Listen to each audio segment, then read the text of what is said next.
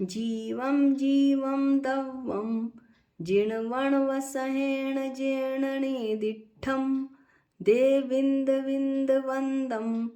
वन्दे तं सर्वदा शिरसा। द्रव्य संग्रह का मंगलाचरण करके आज हम भोक्तत्व अधिकार और स्वदेह परिमाण अधिकार की चर्चा करेंगे। जीव के 9 अधिकारों में से हमने जीवत्व अधिकार, उपयोग अधिकार, आमूर्तिक अधिकार और कर्तृत्व अधिकार पढ़ लिया है। अब हम स्वदेह परिमाण अधिकार और भोक्तत्व अधिकार का वर्णन करते हैं। सबसे पहले हम आज भोक्तत्व अधिकार पढ़ेंगे।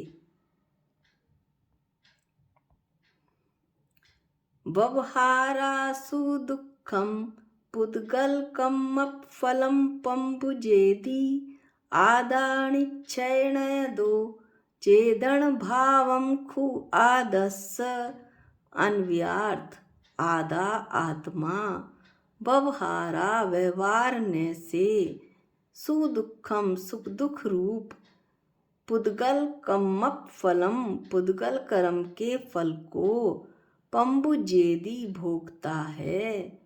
खु और निश्चय दो निश्चय से आदस चेदन भावम आत्मा अपने चेतन भावों को भोगता है। भावार्थ यह है कि जो जैसे कर्म करता है वह उसी प्रकार कर्मों को भोगता है। जीव व्यवहार न से इष्ट और अनिष्ट, अच्छे और बुरे लगने वाले इंद्रियों के विषय भोगों से प्राप्त सुख दुख रूप पुद्गल कर्मों का भोगता है तथा निश्चय न से अपने चेतन भावों का भोगता है। भोक्ता का अर्थ है पदार्थों का भोक्ता। अनुभव करने वाले को भोक्ता कहते हैं। यहाँ वेदनीय कर्म की अपेक्षा से सुख दुख की परिभाषा दी जाती है। सुख साता वेदनीय कर्म से के उदय से आत्मा की जो आह्लाद रूप आनंद परिणति होती है उसे सुख कहते हैं। दुख आसाता वेदनीय कर्म के उदय से आत्मा में वेदना रूप जो परिणमन होता है उसे दुख कहते हैं। अब हम दूसरी गाथा पढ़ते हैं। 10वीं गाथा स्वदेह परिमाण अधिकार। अणुगुरुदेपमाणो उपसंगार रप सप्पदो चेदा आसमुदो व्यवहारा निश्चयनयदो आसंख देशो वा। चेदा आत्मा व्यवहारा व्यवहार न से आसमुदो समुद्घात के सिवाय अन्य सब समयों में उपसंहार रप सप्पदो संकोच विस्तार गुण होने के कारण अणुगुरु देह प्रमाणों अपने छोटे बड़े शरीर के प्रमाण हैं। वा और निश्चय न दो निश्चय न से असंख्य देशों असंख्यात प्रदेशी है। भावार्थ यह है कि व्यवहार न से जीव संकोच और विस्तार स्वभावी होने के कारण समुद्घात से रहित अवस्था में शरीर नाम कर्म के उदय से छोटे बड़े शरीर प्रमाण आकार धारण करता है। दृष्टांत बताते हैं आचार्य कि दीपक का प्रकाश छोटे बड़े कमरे में तथा छोटे बड़े कमरे में संकोच विस्तार को प्राप्त हो जाता है। उसी प्रकार आत्मा के प्रदेश छोटे बड़े शरीर में संकोच और विस्तार को प्राप्त होते हैं, किंतु निश्चय न से जीव असंख्यात प्रदेशी लोकाकाश प्रमाण है।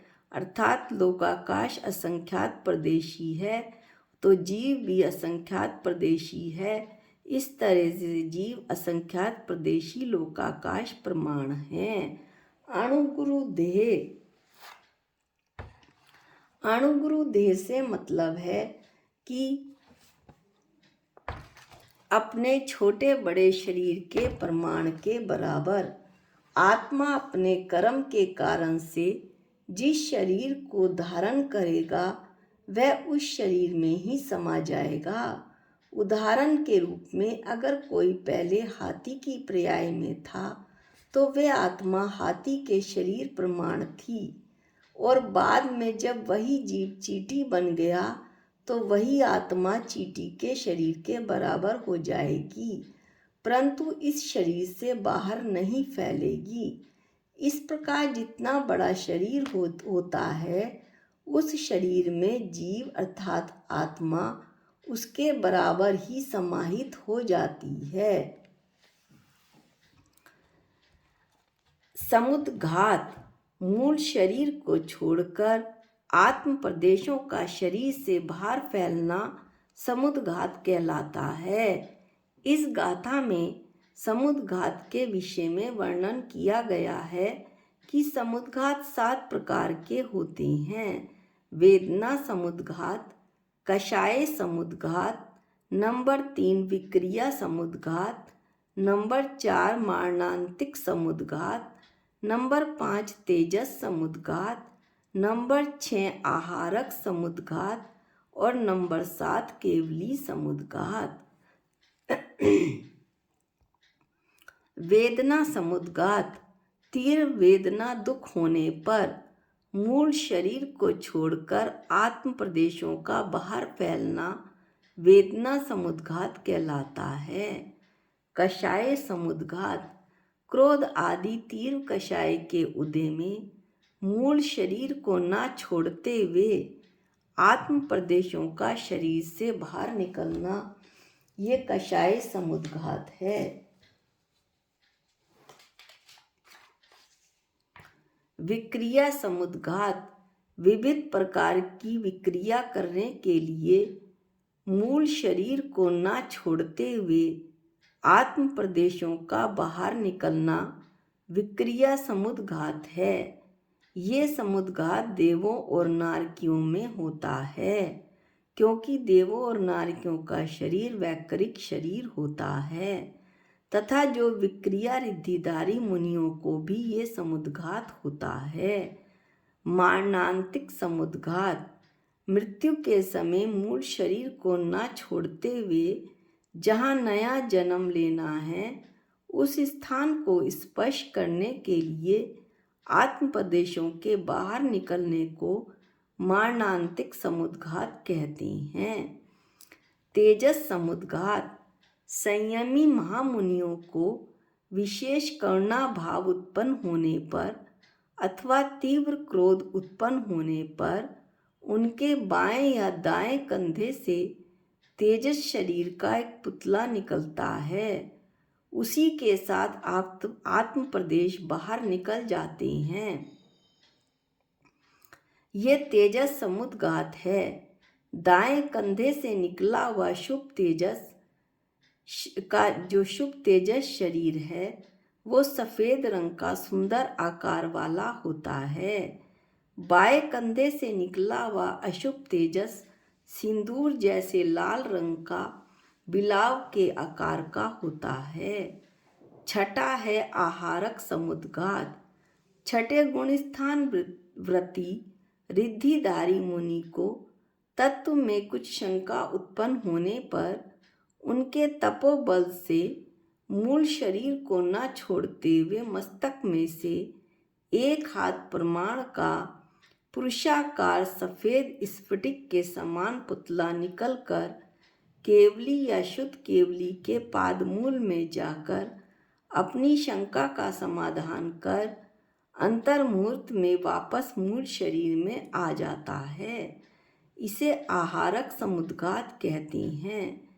तीर्थ वंदना व संयम की रक्षा के लिए भी यह समुद्घात होता है। सातवां और आखिरी समुद्घात है केवली समुद्घात। आयु कर्म की स्थिति अंतर्मुहूर्त शेष रहने पर वेदनीय नाम और गोत्र ये 3 आघाती कर्मों की स्थिति आयु कर्म के बराबर करने के लिए केवली भगवान के आत्म प्रदेश मूल शरीर से बाहर निकलते हैं। इसे केवली समुद्घात कहते हैं।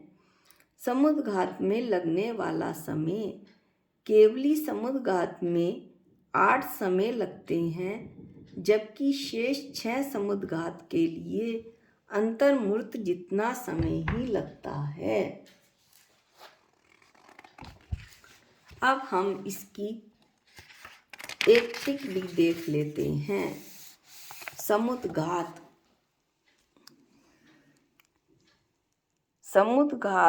मूल शरीर से संबंध छोड़े बिना आत्म प्रदेशों का शरीर से बाहर फैलना। बीच में मूल शरीर है, उसके चारों ओर 7 समुद्घात दिखाए गए हैं। वेदना समुद्घात, कषाय समुद्घात, विक्रिया समुद्घात, मारणांतिक समुद्घात, तेजस समुद्घात, आहारक समुद्घात और केवली समुद्घात। अब इसमें जरा सी बात का वर्णन और कर लेते हैं साथ साथ कि ये केवली समुद्घात 4 प्रकार से बनता है।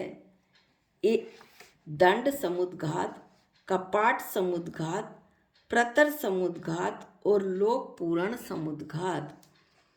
जो दंड समुद्घात होता है उसमें आत्मा के प्रदेश जहाँ पर केवली भगवान बैठते हैं उन्हीं के ऊपर नीचे डंडे के आकार में लोक में प्रदेश आत्मा के प्रदेश फैलते हैं। दूसरा होता है कपाट समुद्घात।